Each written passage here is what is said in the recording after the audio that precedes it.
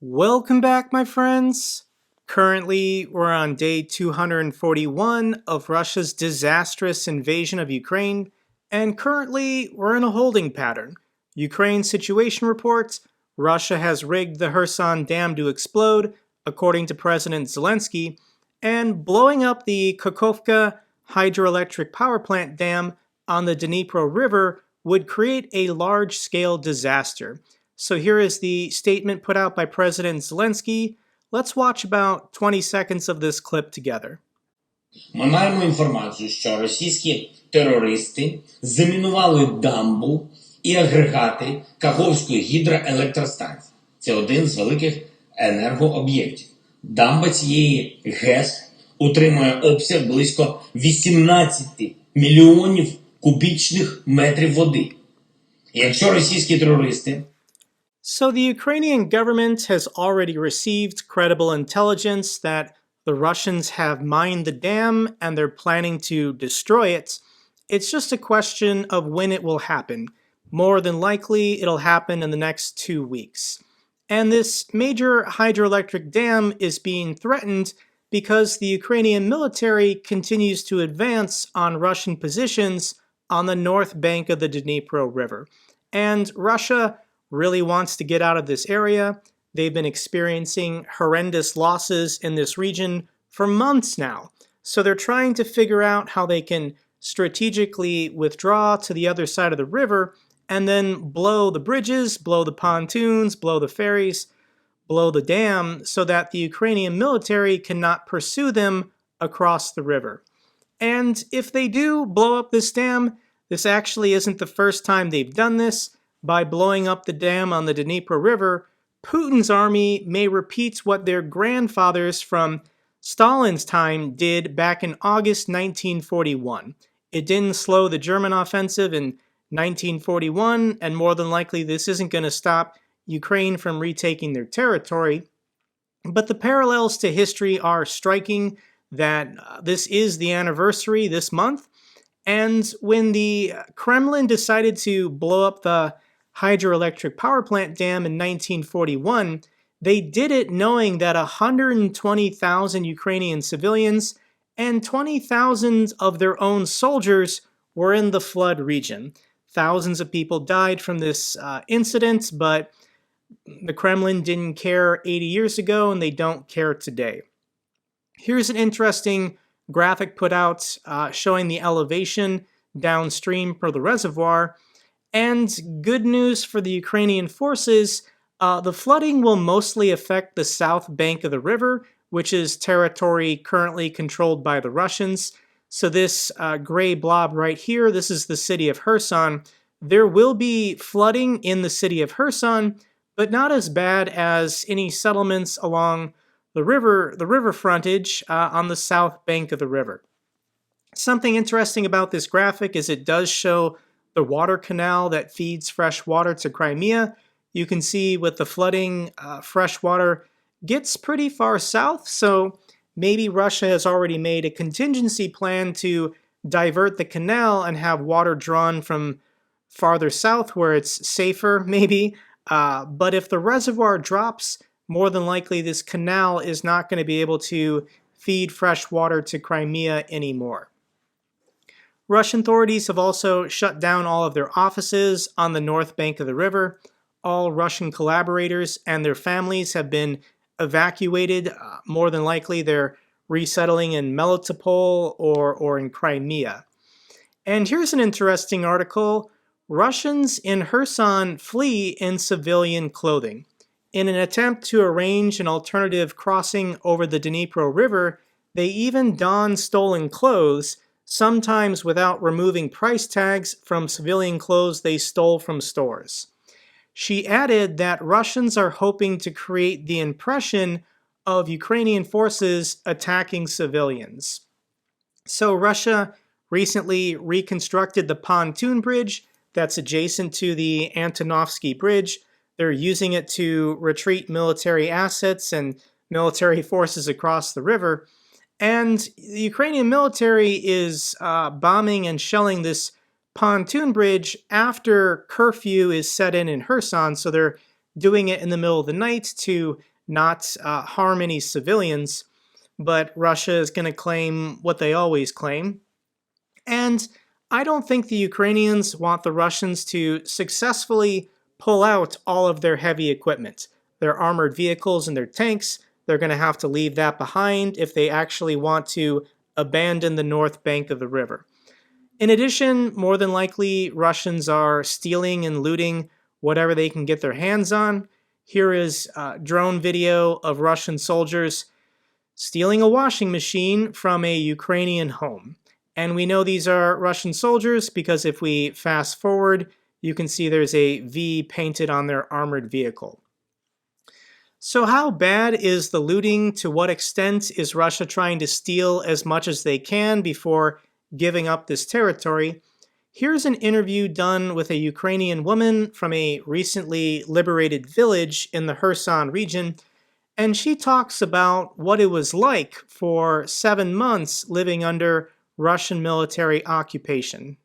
Вони зайшли десь 13 березня, зайшли в нас в село, мародьорили кабанів, з підвалів закатку, забрали одежу, забрали кросовки, ось таке, одягалися.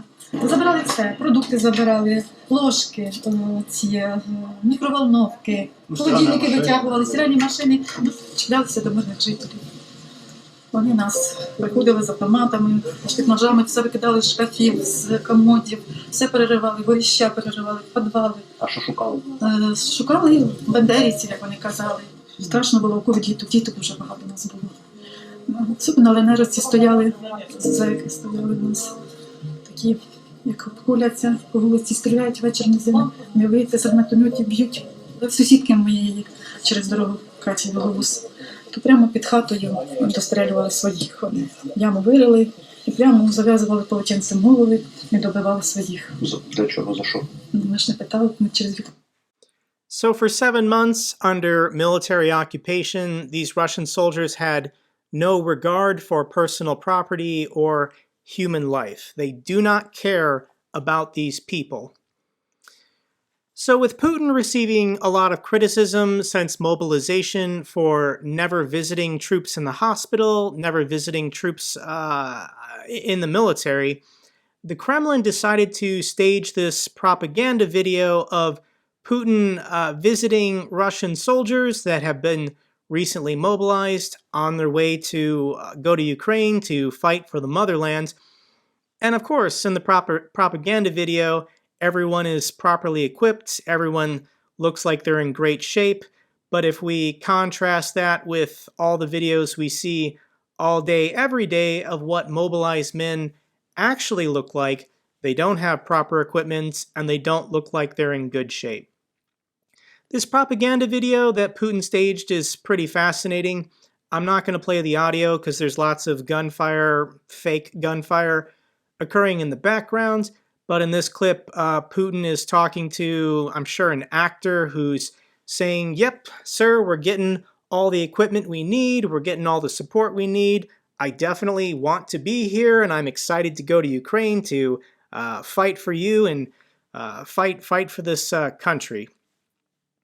It's all nonsense. As always, I'll link all the clips down below if you want to check it out yourself. But there is a report from this propaganda staged event that Putin's bodyguards shot and killed a conscript on the shooting range who approached Putin too aggressively. Putin's promo video of him exiting his limousine had to be refilmed. And reportedly this information is coming from the FSB and Kremlin sources who are constantly leaking information to Western media. And the conscripts on scene and their families were threatened to stay silent about the incident.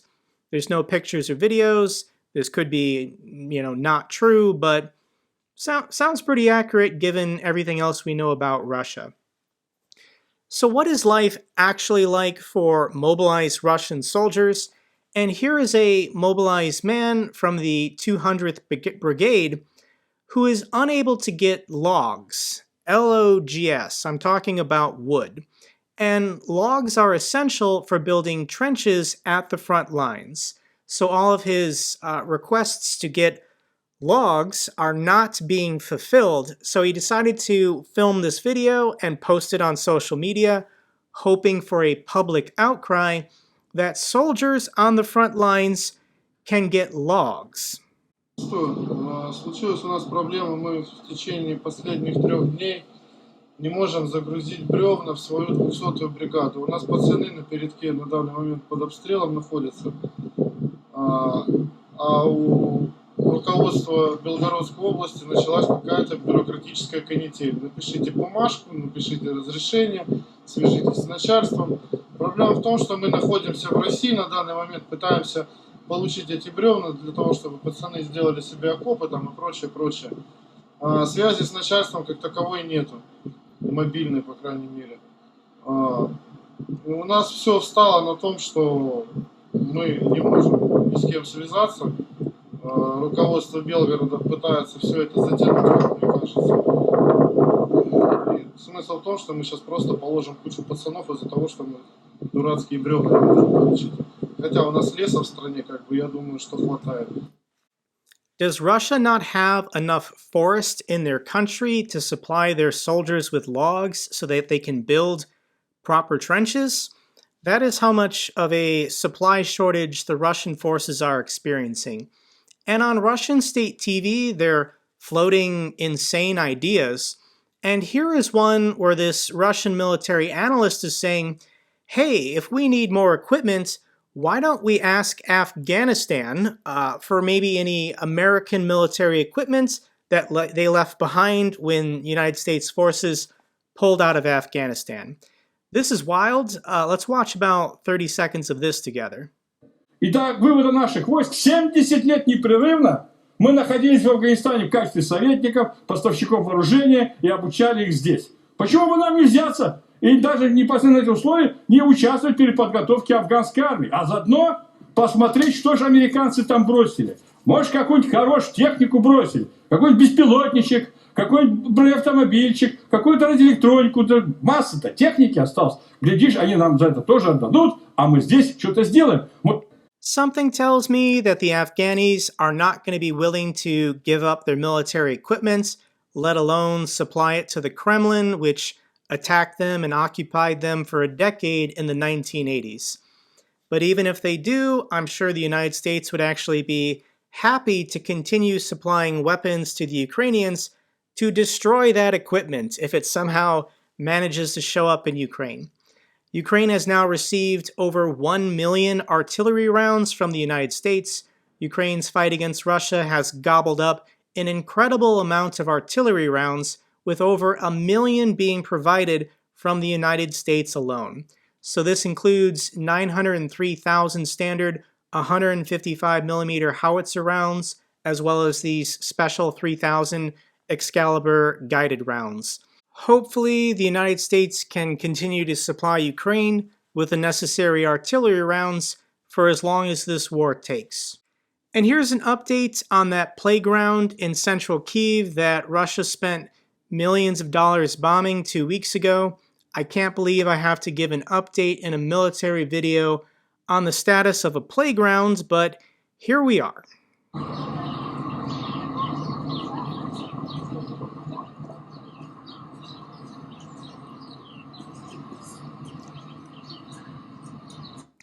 So this is the playground that Russia launched a long-range, high-precision, million-dollar cruise missile at. Their target was women and children, max civilian casualties. They blew a hole in the center of the playground, but here we are 2 weeks later. The sand has been filled in, the equipment has been replaced. Life goes on for the Ukrainians in Kyiv. And just when you think you've seen it all as far as this mobilization effort from Russia, here's a video I want to share with you of a Uzbekistani national who found himself being captured by Ukrainian forces. So let's watch this clip together, and then I'll explain to you exactly what happened to this man. Откуда? Узбекистан, блядь. Да.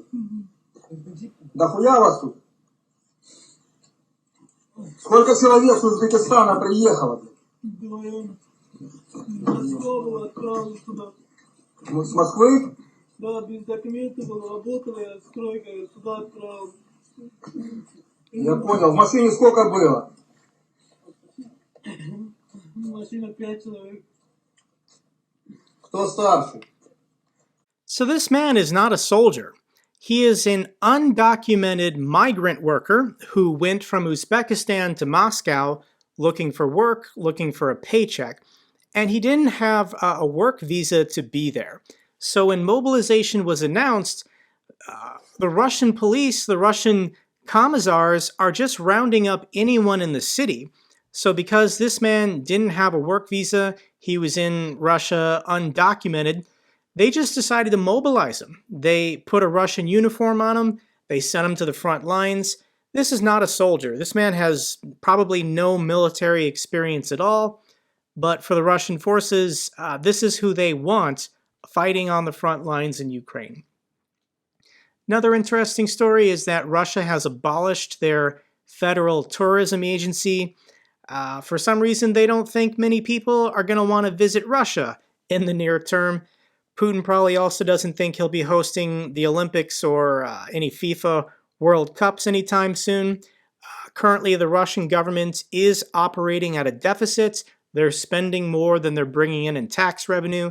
They don't have access to the international bond markets. So Putin is looking to cut costs wherever he can, and apparently abolishing the tourism agency is what he decided to go with.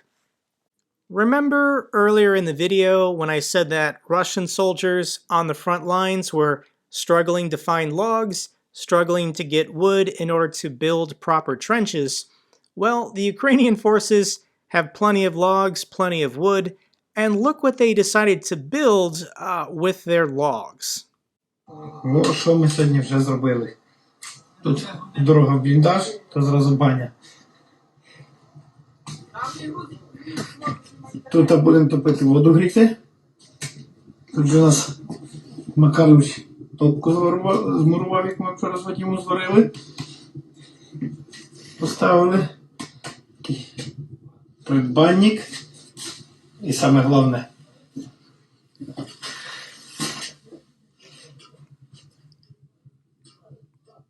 Все. Вже точно ніяких гриб не. They built a sauna. That's incredible. This is one of the top videos I've ever seen of the Ukrainian forces on the front lines. Final clip I want to share with you that went viral is from this BBC mini documentary. I'm going to post this video on the community tab of my YouTube channel, and it's titled Family Secretly Film Life in Russian-Occupied Ukraine. It was published 2 days ago. It already has 1.3 million views, but it follows the story of a father, Dmytro, and his wife, Lydia, and their 5-year-old daughter, Susha. So the father, Dmytro, was a local journalist in Kherson. The city was then taken by the Russians, and they lived under military occupation for 3 months, and Dmytro secretly filmed whenever he could. It was definitely not safe for him to do this, but after 3 months, they did successfully get out of Kherson. And here is about 1 minute of their daughter and just her reaction and her thoughts on the war as she hides under a table.